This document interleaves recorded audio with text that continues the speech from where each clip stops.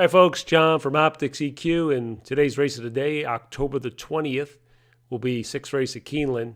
And before we get started, we're going to use Optics notes because it's a 2-year-old race, and our team does a pretty good job at really watching those young horses and evaluating them and giving us some projections that we can kind of really dig into in terms of projecting improvement and so forth, which kind of give us an edge. It's information you don't find in traditional chart calling.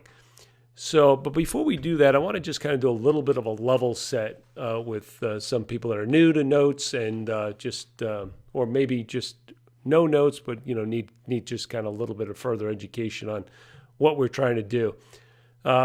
Notes has two components. It's grades and it's also keywords. And what are the grades and how are those performance grades assigned?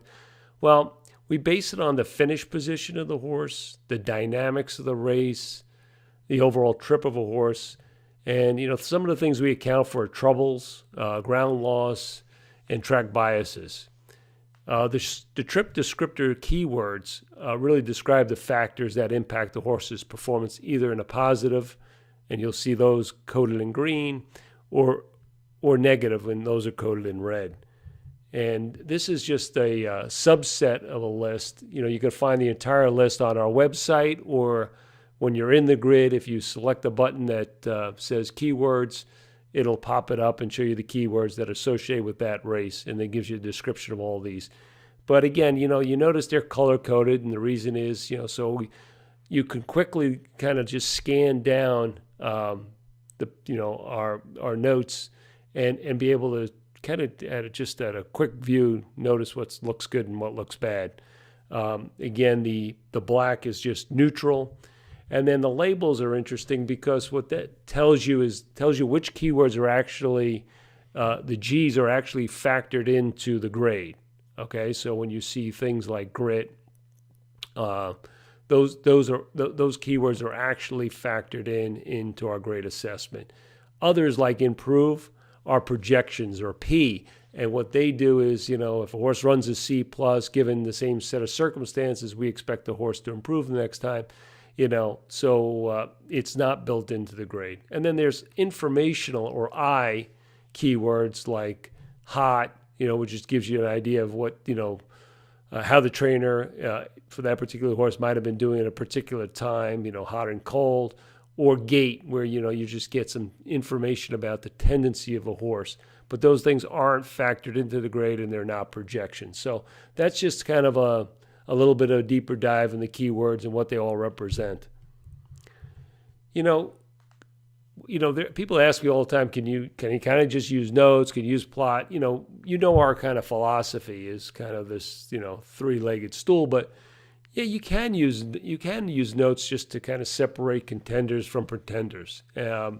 So you just got to keep in mind that you want to be looking for horses that are capable of running at least a B at today's class level, a B or better.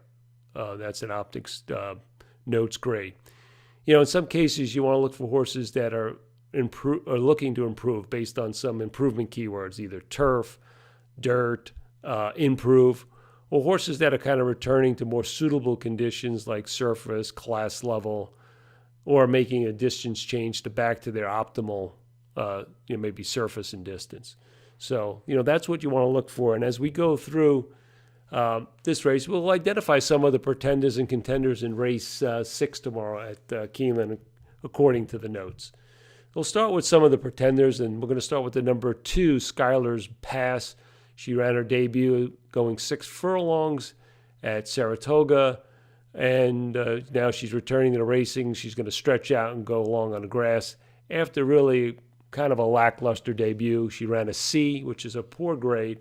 C, again, if a horse comes back in the same level and ran a C last time without any kind of keyword projection or something, typically, that's a negative. They just win at a much lower percentage, and that's the reason for the red color coding. And she was a no keep, and she didn't change leads. Now, she's only run one time. She's coming back. She may prefer grass, but we didn't see any grass projections or stretch projections. So that tells us, at least based on her first race, We didn't see anything in there that says, hey, the grass going long is going to move her way up. Moving down to youngest daughter, she also ran a C, but she actually ran going long on the turf. She had a perfect trip at the Kentucky Downs 48 days ago, and she just didn't do anything. She didn't finish, so we consider that a real kind of negative. And the number 5, 30 days in June, again coming off a C. This filly, she ran her debut at Saratoga, and then second race was at Churchill, going long on the dirt, and she didn't show improvement, which we think is kind of a negative. Nothing in her projections say, hey, now going long on grass, she's gonna get a lot better. And again, she would have to get a lot better to get to a B. Again, we're trying to project horses that are going to run a B.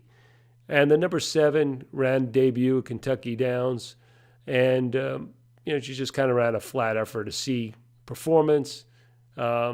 Just not seeing anything that says, hey, she's going to make a major improvement today. So let's look at horses that we think are a little bit more on the contender side. Number 1, English Dancer. She ran a B- in her debut. And notice the keywords, better than look, BTL, which is a very positive keyword. She was against the bias. She encountered traffic, and then she finished out and galloped out real well. We projected her to improve, and you see the improved question mark. So here's a horse that, again, we're trying to find a B. She ran a B-, and we're projecting her to improve in the race today. So that horse, we would put her on the contender list. My Sweet Stella, the morning line favorite, she ran a B, so she ran a B already at this level, so she's got to be a contender. Notice the lone in red there. She had a lone lead, and the other thing we encourage you to do is look at those little I dots to the right when you are actually in notes. Those are our hover-overs, and the extended comments that some of our handicappers provide are good. And in this case, My Sweet Stella, the extended note says they tried to run the field. She tried to run the field off their feet and didn't succeed. Got caught late. She's stretching out a little bit now. So even though she's a contender, she is the morning line favorite. So she might be a little bit. There might be a little bit of regression here with the stretch out. And I think Churchill Downs was playing a little bit more conducive to front runners than Keeneland is, and Keeneland's a tough place to kind of run horses off their feet. So, maybe she backs up a little bit off that B, and, you see the 1, maybe improves off the B- debut. So, maybe they go a little bit different directions. But, still, based on the notes grade, she's a contender. And then I think a more sneaky horse, the number 10, Main Star, who ran a C+ in her debut. Not her debut, in her second race, first time on the grass. And she was slow out of the gate. It was kind of an awkward start. And then she got rank when the rider tried to grab. And she just was kind of green, the whole race. And she just got on track very late in that race. And I thought the gallop out was good. So I thought that was a pretty good race. And we projected some improvement off of that effort. Now, she only ran a C+. Compare that to the B- English Dancer ran. But still, there's room for upside there. And so that's another one we think we can add to our contender list. Now, we didn't go through all the horses in this race. We just want to kind of give you a flavor of how we apply and use optics notes. A race like this too, where there's no really a lot of B horses or horses maybe projecting to be Bs, you also want to consider first-time starters in any race like this. So that's our assessment of Keeneland Race 6, and really more so how we use notes and how really optics notes and their projections could be really helpful, especially with these young horses in evaluating form. If you have any questions, send us an email at customer@opticseq.com. Any comments on these, webinars and races of the day, let us know. And thanks for listening.